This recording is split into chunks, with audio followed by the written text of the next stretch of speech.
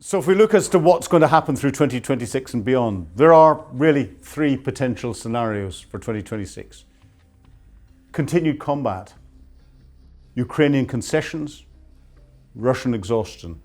Well, continual combat is going to be there. The east is not going to move. The front lines haven't moved dramatically in the past 4 years. They're not going to move over the next year. We'll still see the meat grinder operations that are going on there. The Russians will still think that they can win. They will not give any concessions without getting the territory that they haven't captured so far. However, we've seen the Ukrainians give as many concessions as they can. Whether they've got more concessions in their tank or not, I doubt. But we have to see what pressure comes on from the international community, from Donald Trump and others. But we're getting into a point of Russian exhaustion. And this is where the attack on the Russian oil and gas infrastructure, the attacks on Russian industry, the attacks on Russian generals inside Moscow, the attacks on Russian airfields, the attacks on billions of dollars worth of Russian military equipment is eating away at Russia's continual ability to support this conflict. It is getting to a tipping point, and that tipping point is something that is likely to come in late 2026 or early 2027. Russian exhaustion is about to come upon us, and that will be economic exhaustion, and that will be the Russian economy suddenly realizing the Russian people are in a position where they cannot continue with the suffering that they will begin to feel. As I've said in a previous episode, 425% increase in cucumber prices. As this happens, what are we likely to see from Vladimir Putin?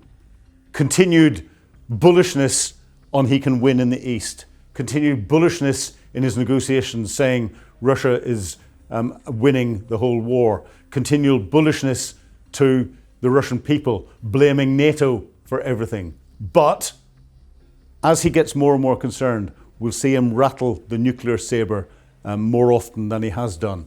Something he's reached for on many occasions, but we'll likely see the rhetoric increase. Does that mean we're any closer to nuclear war? No, because Putin knows that if he ever went and pushed the nuclear button, even with what is described as a tactical nuclear weapon, then he would lose the tacit support he has from other nations around the world, from China, from India, from Iran, if Iran is in a position to continue to support, but elsewhere. And Putin knows that he cannot survive if that happens. So he can threaten nuclear, he will not go that way. It's something we look at very closely. To understand the battlefield of 2026, we have to look at the mistakes of 2014. Dr. Dennis Bush, a leading military expert from the National University of Kyiv, calls this the first bell. Putin annexed Crimea and then seized parts of the Donbass. Putin's intelligence services actually went into the Donbass and managed to stimulate some organizations to step up and set up pseudo-governments and try and declare a level of independence. They tried to do it across the whole of Ukraine and got no support from anyone. Only in this east did they manage to generate something themselves through the Russian-speaking population that was there. It was a test, and the world failed it. As Bush notes, European leaders expressed a little concern, and they were a little nervous. They treated it as a local skirmish in Eastern Europe. The West slept, but Ukraine didn't. For 8 years, they dug in. They knew the Russian playbook. This wasn't peace. It was the prelude to the storm. Professor Tony Meehan puts it best. To understand this resistance, you have to understand the people. For centuries, Ukrainians have defended themselves against the Russians, the Tatars, the Ottoman Turks, the Germans. It's in every Ukrainian's DNA. Being Ukrainian does not make you anti-Russian. It just makes you Ukrainian. So, 24th of February 2022, this was the start of the second bell.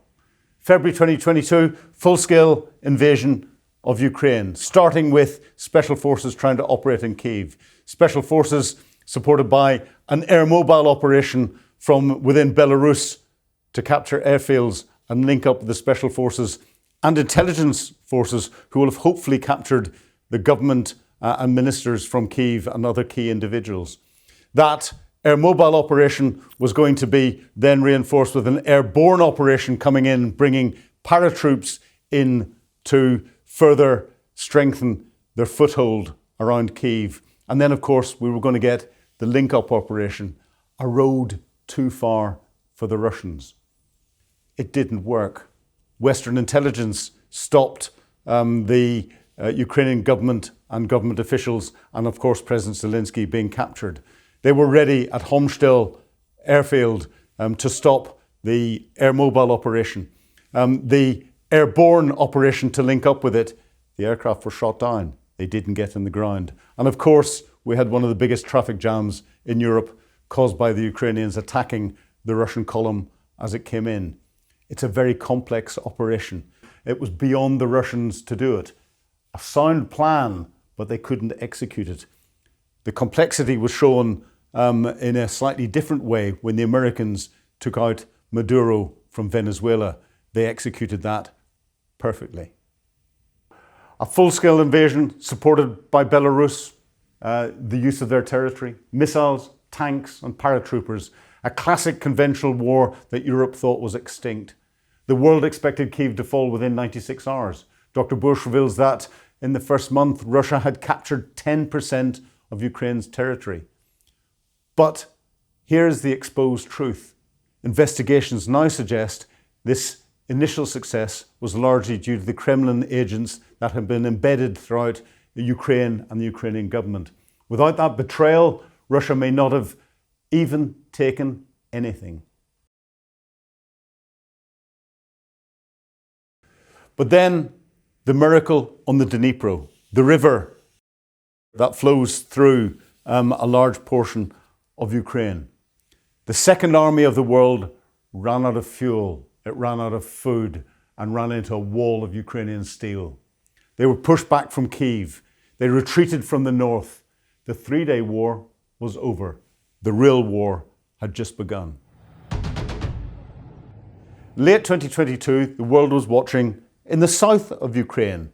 The reality was the Ukrainians had carried out a deception operation and were going to attack in a lightning attack into the north. The Kharkiv lightning offensive. In days, they liberated more territory than Russia had seized in months. Then the grind in the south, around Kherson, the only regional capital that Russia had managed to capture. And by November 2022, the Russians were forced to flee back across the Dnipro River. But war evolves. The rapid manoeuvres of 2022 gave way to the fortress battles of the east. Bakhmut, Avdiivka, and now the relentless battles of 2026.